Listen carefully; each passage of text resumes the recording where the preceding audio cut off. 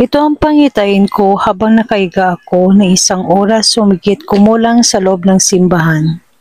May naaninag ako sa daan na itim na tunnel at pumasok ako dito. Nakita ko ang trono ni Satanas. Siya ay nakaupo sa kanyang trono at makikita sa ibaba ang maraming tao na nagpupuri sa kanya. May isang tao na nagpupumilit na umakyat paitaas.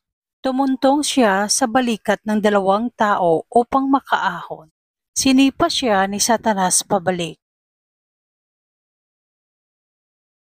Nagpupumilit ulit yung tao na umakyat kaya ang ginawa ni Satanas, tinusok niya ito ng kanyang sibat na may 3 talim.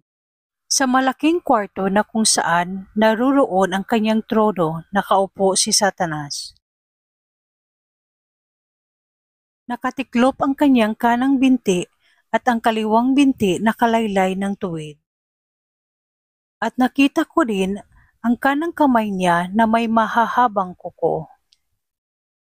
Nakita ko na meron siyang garapon na may lamang uod. At mga buhay na mata at nilalaro niya ito habang sinasamba siya ng mga tao. Gusto niyang sinasamba siya ng mga tao. At ang ibang ayaw sumamba ay sinasaktan sila ni Satanas. Sa gawing kanan ng trono ni Satanas, nakita ko ang isang malaking ahas na kulay itim. At abot ang kaliskis na parang anaconda. Gumagapang lang sa isang bahagi na nasabing kwarto at trono ni Satanas. Sa isang kwarto, nakita ko si Satanas na nakahubad kasama ang mga lasinggerong itim.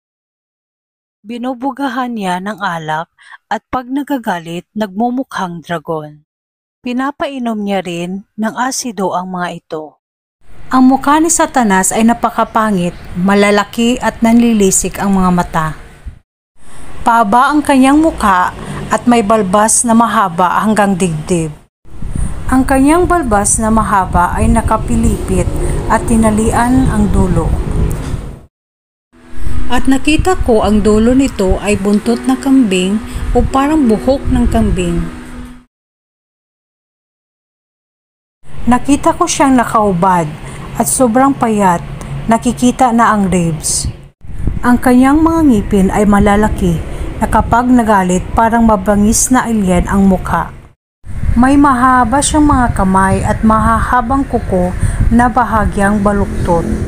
Malaking tao si Satanas kapag nagalit, nagbabago ang kanyang anyo. Sa kabilang